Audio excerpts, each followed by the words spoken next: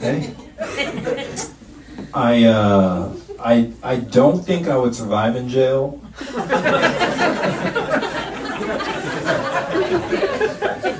Just because I'm really ticklish. And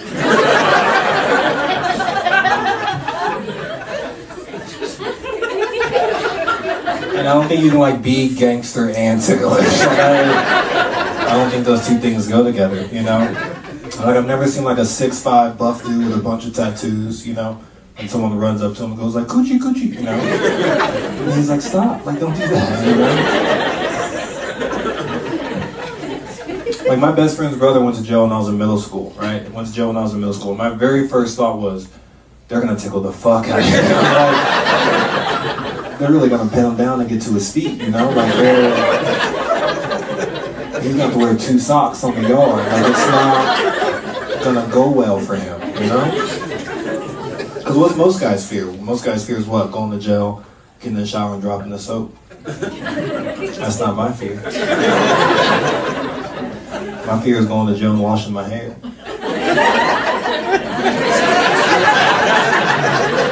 Because it'll be my armpits exposed. Fucking ticklish, dog. And here's the thing, if you tickle me long enough, I will come. I will come.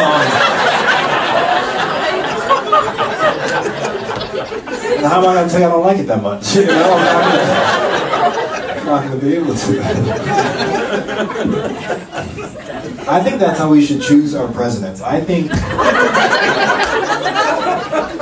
we should choose our presidents just by tickling. Like, they all have Twitter. I don't care about the debate. I don't give a fuck what they have to say anymore. You know, we can all see what they have to say all the time. I think that, honestly, if someone ran up to Donald Trump right now, like he was giving a speech, and someone ran up to Donald Trump right now, you know, and he was just like, boop, boop, like a sneak attack, and he didn't smile, he didn't do, he just kept that face, I would be like, maybe he is the president, you know, like I'd be like, maybe the election was stolen, like I would...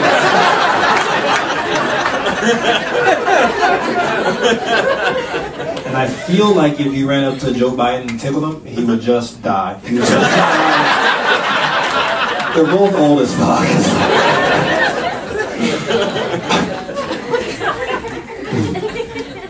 I've been traveling a lot. I just got back from Patagonia. I just got back from Chile. Sorry, you can't say Chile. If you say Chile, you sound like an idiot, you know? If you say Chile, you also sound like an asshole. I just got back from Chile, you know? Like when I go to Europe, I go, I just got back from Europe. That's how I say it, hard R. And I learned some Chilean slang when I was there. I learned some Chilean slang. And Chilean slang, one of the words I learned was weón. You know, that's like their bro, that's like their dog. It's like, they'd be like, hola weón, or qué tal weón. You know, it's very cool. So when I was there, I was like saying it a lot around the other Chilean people, and I was like, man, I'm so cultured right now. I'm so cool, you know?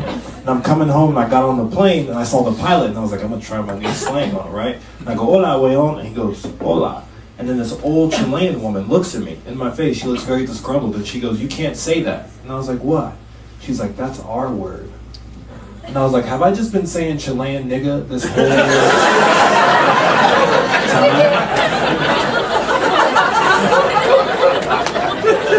And I was saying it hard. Like I was saying it with a hard O-N. Like I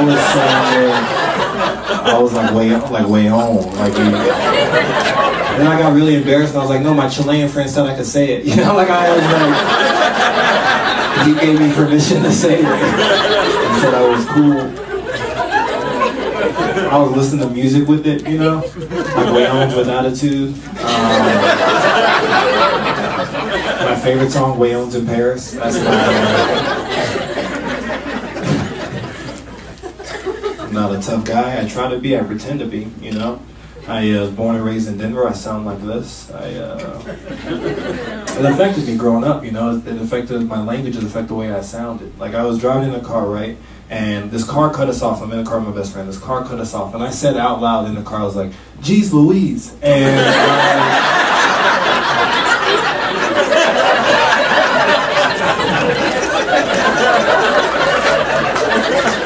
and my friend was like, what'd you say? I was like, geez Louise, cuz. Like I tried to make it tough, you know? I was like, geez. I was like, turn down NPR, it's too loud. I was like, this is unsafe for everybody. We got in the car and I was like, let's skedaddle, my nigga. You know? I was like, have you ever skedaddled? It's my favorite white activity. I love skedaddling. It's just, you can do it for anything. You know, you can just go, let's skedaddle. Like, I don't want to be here anymore.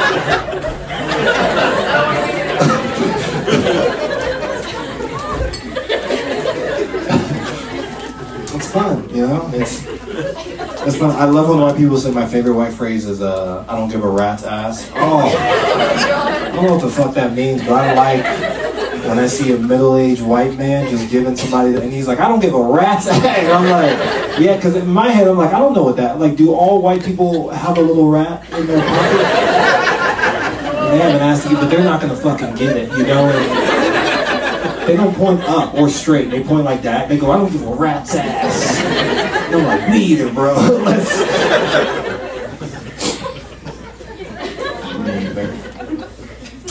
I think this country, well, not this country, I think the NBA, I think we need more diversity in the NBA. I do, I've been watching a lot of NBA, I think we need more diversity in the NBA. Like, I would love to see an all-white NBA team, you know? And we could call them the January Sixers.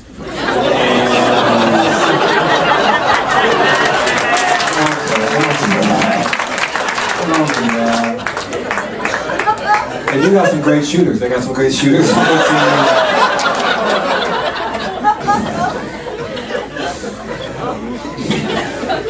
And never get calls for fouls either.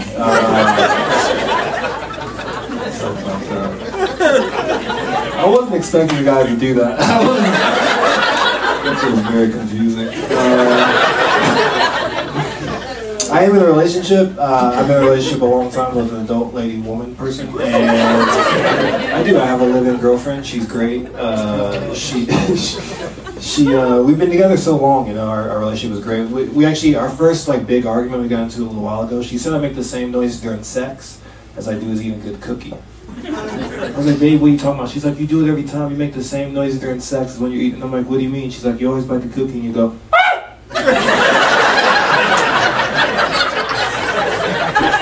and I got mad. I was like, good snickerdoodle will do that to you. You know, like, I'm like when you put a cookie in the microwave for like 7 seconds and the outside is hard, but the inside is soft. You kind of make eye contact with me, sir.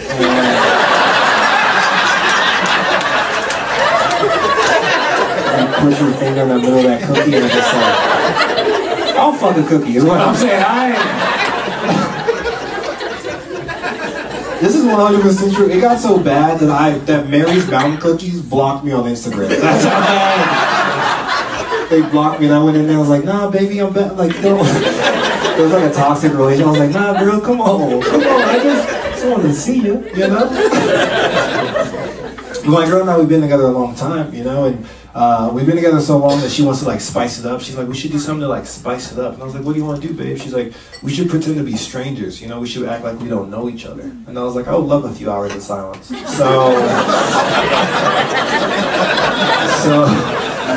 So we're at the house, and we're leaving the house separately, right? And we're going to this bar. And I go to the bar, and I'm sitting there watching the game. And I don't see her, I feel her come up to me. I don't see her, but I feel her come up to me, right? She comes up to me, she goes, hey, I thought you were kind of cute. What's your name? And I was like, ma'am, I have a fucking girlfriend. Okay, please leave me alone. She's like, no, it's me. I was like, no, I know this trick, lady. You better fucking... You're not going to give me twice, you know? And I was like, write your number down on a napkin. I'll call her when she goes to sleep. She didn't like that part. She didn't like when I cheated on her with her. This is fun. This is fun. I do miss being single. I had a lot of fun being single. I had a lot of fun dating.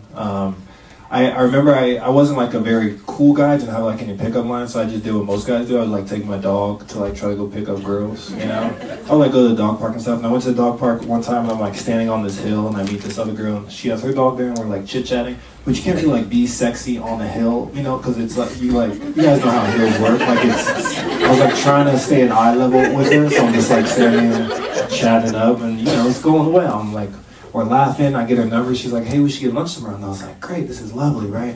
I meet her for lunch the next day. I didn't realize this, but she had a little leg, like one of her legs. One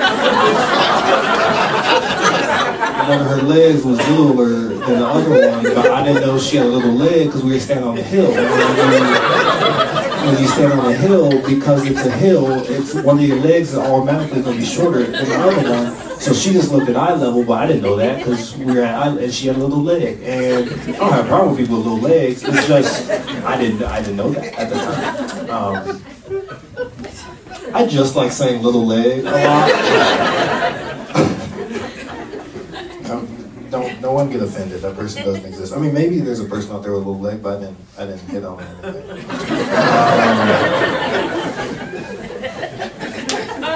I probably shouldn't, but I teach kids. Your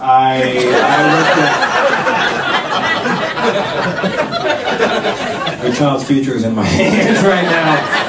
No, I got my degree from CSU in wildlife biology and a minor in education, so I teach kids about nature and animals and wildlife, and we take them like back. Oh, it's okay.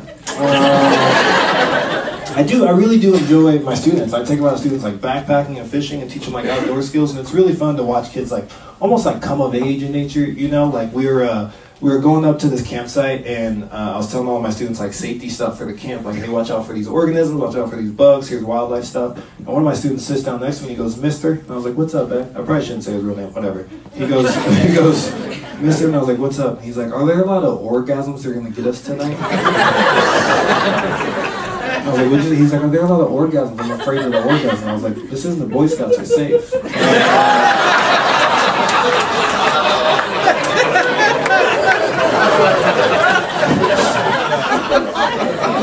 And I realized that he meant organism. He didn't mean orgasm, he meant organism. But I was laughing so hard that I forgot to correct him. So when I dropped him off to his parents the next day, his mom was like, hey, X, did you see anything cool? And he goes, yeah, I saw a huge orgasm. And I was like, yeah, he found it all by himself. He's gonna be a good kid, you know? He didn't use any equipment or anything. And my name Eeland actually means largest African, and not just largest African. My name Eeland means largest African antelope. That's what my name means. So I was like, I love nature. Like I love animals and I love nature. I love animal facts. I love researching animals. My favorite animal story is that there's a female polar bear, right? There's a female polar bear who only has sex, like she prefers to mate with only male brown bears. And that's my favorite polar bear. And we can all picture what this polar bear looks like.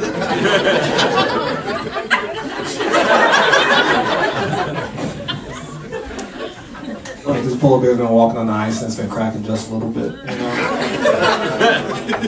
Don't cover your face. And all the other polar bears like, oh my God, girl, you're gaining weight.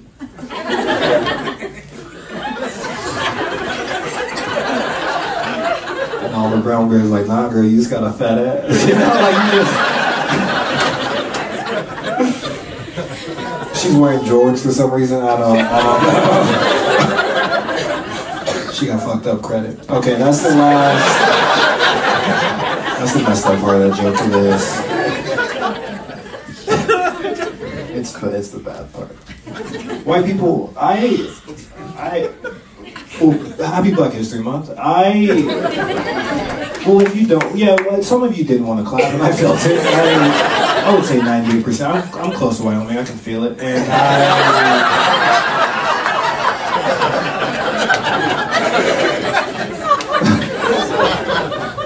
I also learned this recently. I was reading this article and it said that white people are going extinct. Have you seen this? There's a scientific article that says every year there's less and less white people, and one day we're going to run out of white people. And as someone who cares about conservation and the environment, I'm like, yo, I don't want white people to go extinct, you know? Like, how else are we gonna know about, like, activities? Like, how else are we gonna know about, like, cornhole? You know, just, like, super innovative. Like, I don't want to go to the museum in, like, 20 years, 25 years, and I'm there with my beautiful young son, you know? We're walking around the museum with people. And he's like, Daddy, what's that? And I'm like, that's a white person, son.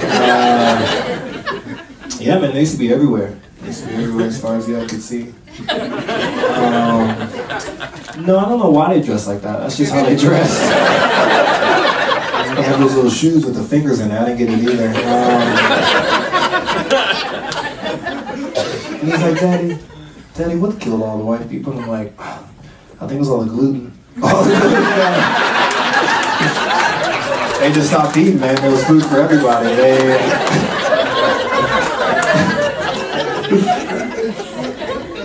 No, I don't want white people to extinct. You guys are, you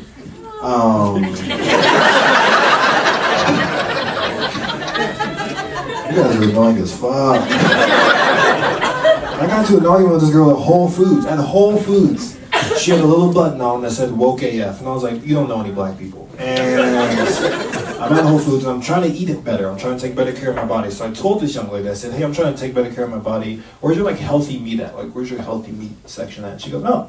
She takes me around to this corner. She pointed at this wall. She goes, this is our ethnically raised chicken. And I was like, you mean ethically raised chicken? She goes, no. This is our ethnically raised chicken. And I was like, what the fuck does ethnically raised chicken mean? She goes, this chicken was raised around some black people.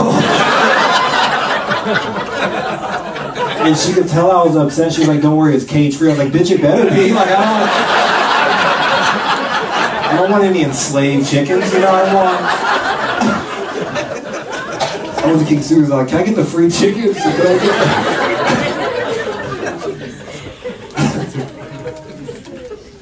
I was raised around the whites. I know it, you know. I know it. I mean, I grew up in Denver around white people, like white people.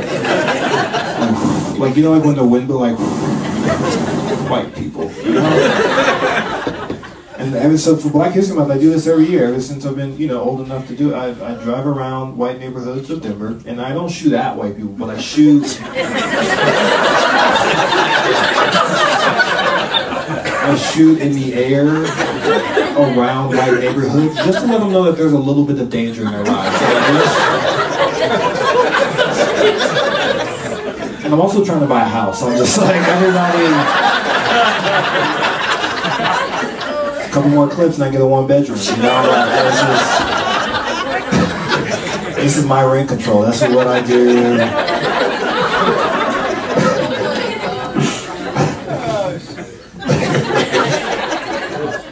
I was raised here. I remember when weed first got legalized, and people were like, "Oh, are you flying with weed? Are you driving with weed?" I'm like, "Dog, I'm in high school. What are you talking about? I don't know what I can do with weed, you know." But now, like that weed's super legal. People come to Colorado and they want to hide, they want to smoke weed, they want to take stuff home. And my friend from Mississippi, which I forgot Mississippi even existed for a while, but my friend from Mississippi came and visited, and he was like, "Hey man, I want to take weed back home." And I was like, "All right, I don't know what you can. Here's what you can do, maybe, right? You go to the dispensary, buy a bunch of edibles, go home, buy a bunch of snacks, put all the edibles inside the snacks, and then when you go through TSA just thinks it's food, and you just get a bunch of edibles through TSA, right?" And I'm like, "If it works, call me." So he calls me when he gets home, and he goes, "Bro, thank you so much. I'm getting everybody in my neighborhood high. This is so great. Thank you so much." He's like, "Thank you for letting me know." And I was like, "No, dog. Thank you for letting me know."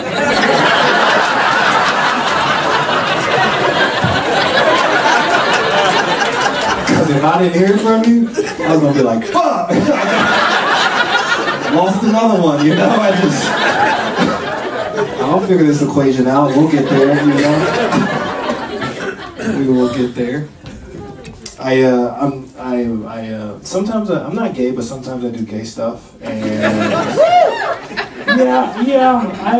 my girl's brother's been staying with us for like the past year, and he's a gay guy, and when I told all my friends that, they were like, "Oh man, you're letting a gay dude stay with you? Are you afraid? Are you nervous? Are you afraid he's gonna try to like fuck you?" And I was like, no, dog, he's just like my brother. He needs a place to stay. I didn't even think about that. But after a couple of months of him staying with us, I started to get sad that he hadn't tried to fuck me yet. Like, I don't want him to fuck me, but it's nice to know that someone would fuck you. You know, like, it's nice to know. It's just nice to be wanted, to be honest. You know? And I was trying. Like, I was trying hard. Like, I got on Grindr, and I set my radius to 20 feet just to see nothing, you know? I came out of the shower, I was wearing that, like, D'Angelo V, like, with my towel. You guys know who that is. I was wearing that Usher. I looked like Usher, like, you know? And then my girl came home, she's like, what are you doing? I was like, just trying to be the man he deserves, you know?